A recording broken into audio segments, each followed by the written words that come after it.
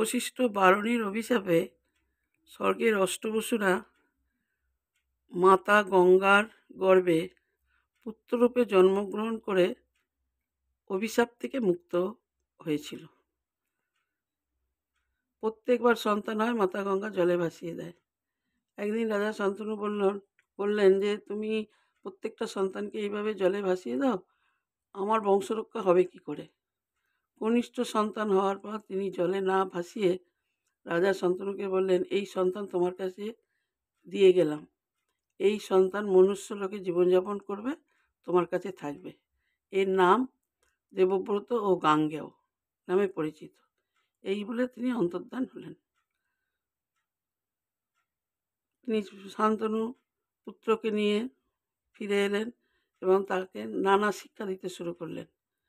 তিনি আস্তে আস্তে বড় হতে লাগলো, কিন্তু রাজার মনে শান্তি নেই। রাজা চলে গেলেন বনবাসে। তিনি 34 বছর বনবাসে থাকলেন।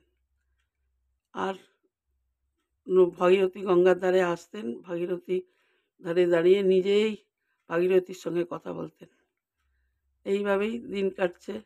এদিকে দেবব্রত হয়ে উঠল বিভিন্ন দিক দিয়ে পারদর্শী এক যুবক। তিনিও মৃগয়া করতে ভালোবাসে। তিনিও অরণ্যে মৃগয়া করতে যায়।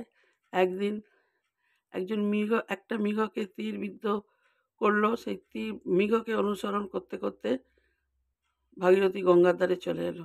আসার পর গঙ্গাকে তীরবিদ্ধ করে আচ্ছন্ন করে রাখলো। দূর থেকে রাজা শান্তনু এটা দেখে ভাবলো, কি ব্যাপার, আজকে গঙ্গার গতি কেন এত কম? সামনে এসে দেখলো দেবব্রত সেই গঙ্গার জল প্রায় শুকনোই করে দিয়েছিল তীরবিদ্ধ করে। তখন সামনে এসে দেখলো একটা যুবক তীর নিক্ষেপ করছে। জিজ্ঞাসা করলো, তুমি কে? দেবব্রত পিতাকে চিনতে পেরেছিল। পিতা কিন্তু পুত্রকে চিনতে পারেনি। দেবব্রতর মনে কষ্ট হলো, তখন তিনি সেখান থেকে চলে গেল। তারপর মা গঙ্গা দেবব্রতের হাতটা ধরে পিতার কাছে নিয়ে এসে হাতের ওপর দিয়ে বলল, এই তোমার কনিষ্ঠ পুত্র, যে দেবব্রত ও গাঙ্গেয় নামে পরিচিত, একে নিয়ে তুমি ফিরে যাও। রাজা শান্তনু দেবব্রতকে নিয়ে ফিরে এলেন। এসে প্রজাদের বললেন, আজ থেকে এই যুবরাজ হবে রাজা। এই যুবরাজের হাতেই আমি রাজ্যভার তুলে দেবো। আমার বয়স হয়েছে, আমি আর পারবো না।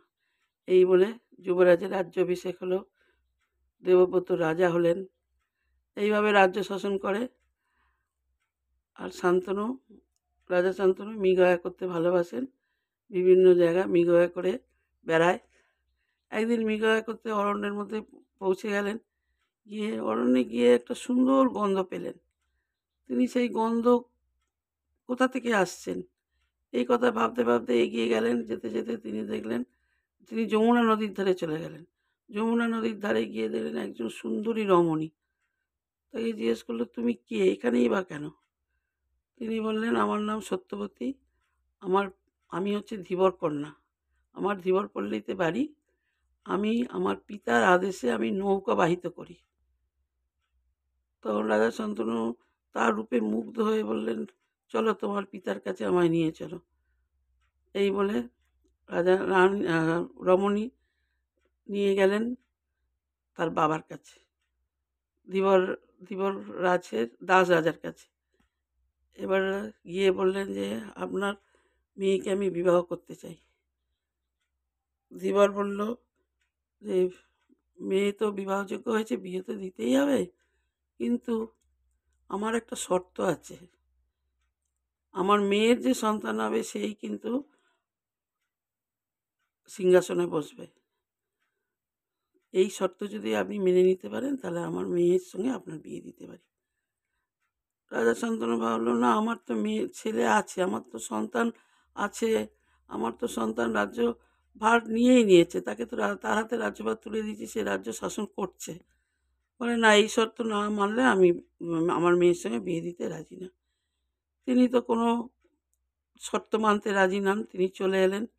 আসার পরে মনের মধ্যে একটা কষ্ট নিয়েই থাকেন, চিন্তার মধ্যে।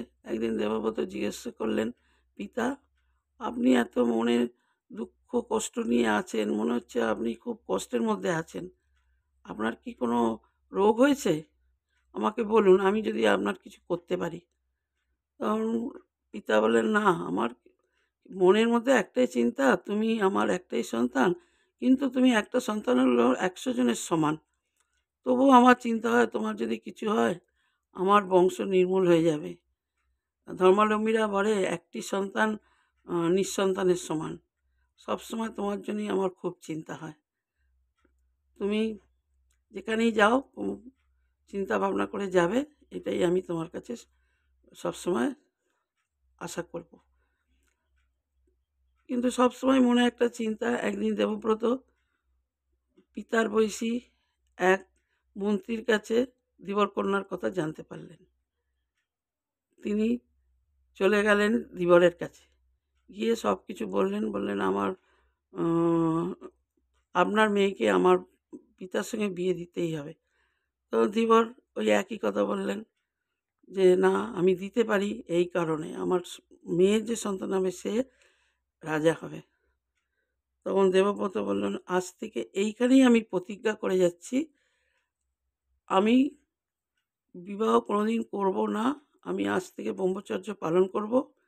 আর আজ থেকে আমি রাজ্যভারও আমার বাবার হাতে তুলে দেবো। আর আমি চিরকুমার হয়ে থাকব। আমার কোনোদিন সন্তান হবে না।" এই বলে সত্যবতীকে রথে করে নিয়ে ফিরে এলেন নিজের রাজ্যে। এসে রাজ্যের প্রজারা তো তার এই রকম দূরদর্শিতা দেখে অবাক হয়ে গেলেন। সবাই বললেন, "বাহ! ছেলে পিতার জন্য এরকম করতে পারে?" সমস্ত পিতা বা রাজ্যের প্রজারা তার নাম সেই থেকে দিলেন ভীষ্ম। ভীষ্ম এসে রাজা শান্তনুর সঙ্গে সত্যবতীর বিয়ে দিলেন। দেওয়ার পরে শান্তনু দেবব্রতকে বলল, "আজ থেকে তোমাকে আমি বর দিলাম, তুমি নিজের ইচ্ছায় মৃত্যুবরণ করবে। স্ব-ইচ্ছায় তোমার মৃত্যু। এই বর তোমাকে দিলাম।" এই হচ্ছে আমাদের গঙ্গা পুত্র ভীষ্ম। কেমন লাগলো বন্ধুরা গল্পটা? বলে কিন্তু কমেন্টে জানিও, তাহলে কিন্তু আমার খুব ভালো লাগবে।